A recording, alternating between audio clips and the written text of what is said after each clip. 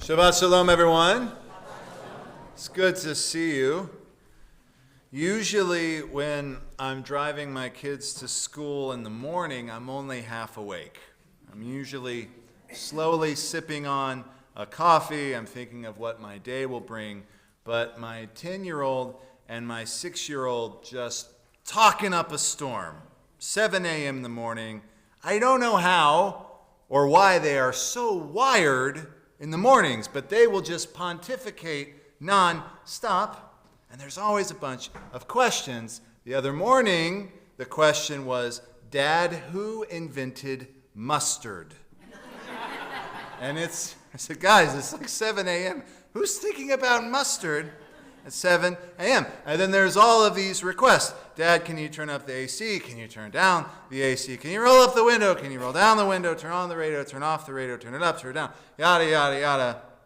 Well, the other day, they gave me some requests. I don't remember exactly what it was, but something like, turn up the AC. And when they asked, can you turn up the AC? I did it, and I replied with, you've got it. Now, if you know me, you'll know that any time I use a popular catchphrase that also comes from a song, you will get treated to that song whether you wanted to be treated with it or not. So after my kid got You've Got It, I very quickly, unfortunately for them, very quickly launched into Roy Orbison's Anything You Want, You've Got It. You remember that song? I think you guys do. It goes like this. Anything you want, you've got it. Anything you need, you've got it. Anything at all, you've got it, baby. Very good, guys. Good job. I've given sermons that talk about the Beatles, and I've given sermons that talk about Elvis, and I've given sermons that talk about Buddy Holly, but I don't think I've ever talked about the late, great Roy Orbison. So friends, if there's ever a time to talk about him, I suppose it's now. I always thought Roy Orbison looked really cool with his big black sunglasses. He had that really big pompadour haircut, and he would always sing in those falsettos, oh, pretty woman walking down the street. Now, you might not know this, but Roy Orbison was actually a Texan. He grew up way out in West Texas, and he went to college up in Denton. So there you go. When my grandma lived in Denton, her neighbor used to stop by when we'd visit. And on a couple of occasions, this neighbor mentioned to us that she knew Roy Orbison from the college days, and she told us that they had even dated briefly. And when I was in high school, I thought this was so cool. So I said, what was he like? And she said, well, he was incredibly kind, and he just had this really cool disposition about him. And she said that he always wore those sunglasses. And one time, she saw him take them off, and she understood why he always wore them. She said he was ugly as sin under those, thank you, sunglasses.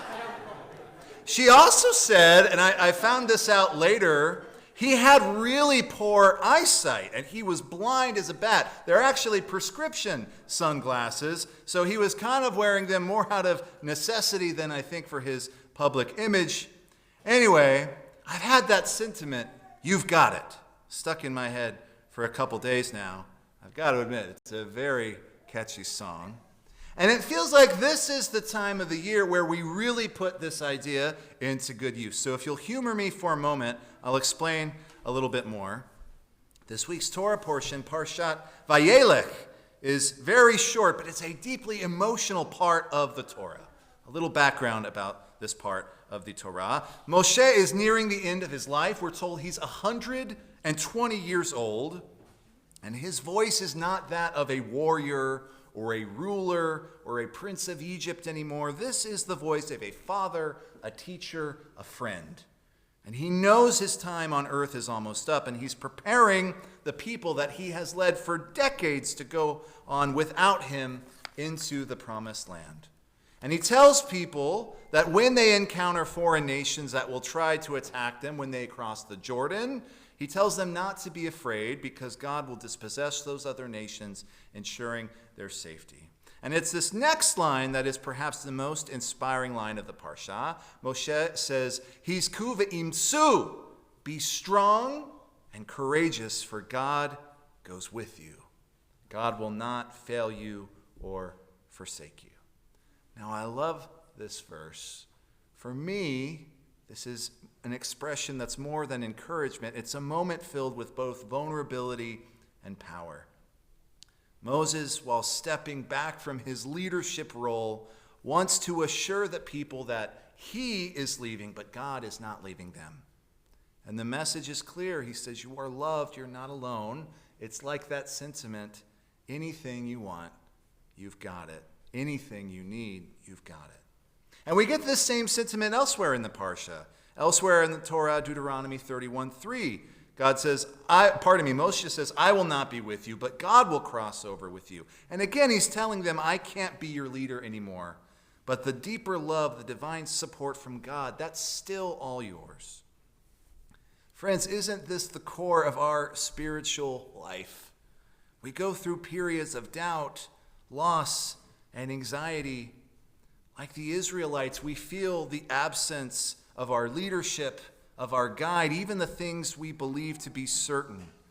But what remains always is a deeper promise that God is with us, that we are not alone, that even when the world changes, love doesn't.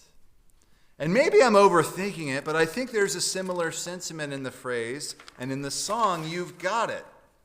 On the surface, it's a love song, romantic and sweet, but if you listen more deeply in between those falsettos, there's something divine in its simplicity. It speaks to unconditional love, love that gives not because of what the other person does, but simply because they are. That's the love Moshe is pointing out in Parshat Vayeilech.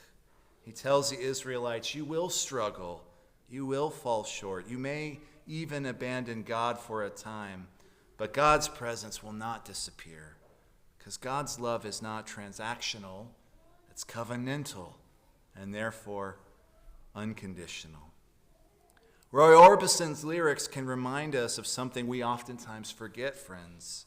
It's hard to accept love when we don't feel worthy, when we're insecure, and when we've messed up. But God tells us you don't have to be perfect. You don't have to prove yourself every day. I'm here. You got it. And that's exactly what Moshe is saying to the Israelites. He's preparing them for the reality that they will make mistakes, but he's also giving the tools to come back, to reconnect, to trust that God's love endures. Friends, we live in a world that often makes love feel conditional, based on performance, appearance, or success. But our tradition, and maybe this even this Roy Orbison song, offers a counter-narrative. Real love is given without calculation. Divine presence doesn't disappear when we fail, and we are already loved simply because of who we are. So whether it's in the wilderness of the ancient Israelites or in the chaos of our own lives, we carry God's love with us. As we move through the final days of the Jewish year and we prepare for Yom Kippur, this message couldn't be more timely. We're doing the hard work of teshuvah, returning to our best selves, and it's hard, but God says, be strong, be courageous. I'm here. I'm not leaving. And you don't have to earn this love. You've already got it. Shabbat Shalom.